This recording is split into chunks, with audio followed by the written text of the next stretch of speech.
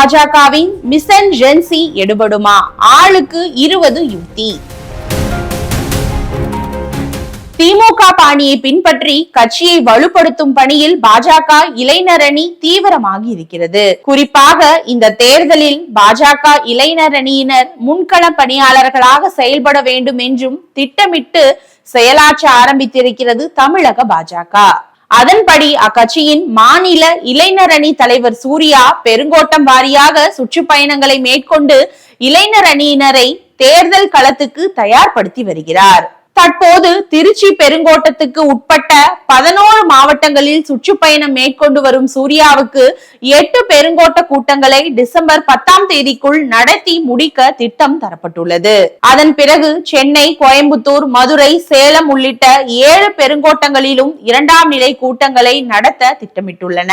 தேர்தலுக்கான இளைஞர் அணியின் செயல்பாடுகள் குறித்து பாஜக தரப்பில் நம்மிடம் பேசியவர்கள், பாஜகவை வலுப்படுத்தும் விதமாக இளைஞர் அணியினரை வளர்த்தெடுக்கும் பணிகள் தற்போது தீவிரமடைந்துள்ளது.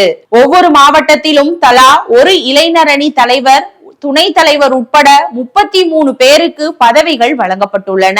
ஒவ்வொரு மாவட்டத்திலும் குறைந்தபட்சம் 20 ஒன்றியங்கள் உள்ளன.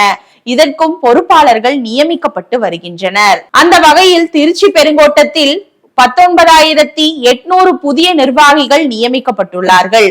இவர்கள் தலா 20 பேரை கட்சியின் உறுப்பினர்களாக இணைக்க வேண்டும். இல்லாவிட்டால் அவர்கள் பதவியிலிருந்து நீக்கப்படுவர் என எச்சரிக்கையும் விடுக்கப்பட்டுள்ளது. இதன் மூலம் வரும் ஜனவரி 1ஆம் தேதிக்குள் இளைஞர் அணியில் 4 லட்சம் பேரை சேர்க்க இலக்கு நிர்ணயிக்கப்பட்டுள்ளது.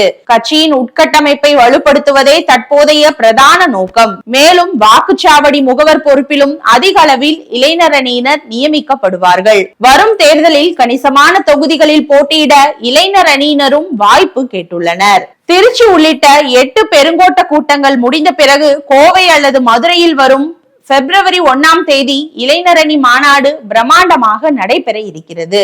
இதில் பிரதமர் மோடி, உள்துறை அமைச்சர் அமித்ஷா ஆகியோர் பங்கேற்க உள்ளனர் என்றனர். தாவேகா தொடங்கி திமுக வரை ஜென்சி தலைமுறையினரை குறிவைத்து அரசியல் களத்தை தீவிரமாக அணுகி வரும் நிலையில் தமிழக பாஜக தமது இளைஞர் அணி தற்போது களத்தில் அதிதீவிரம் காட்டி வருவதும் கவனிக்கத்தக்கது.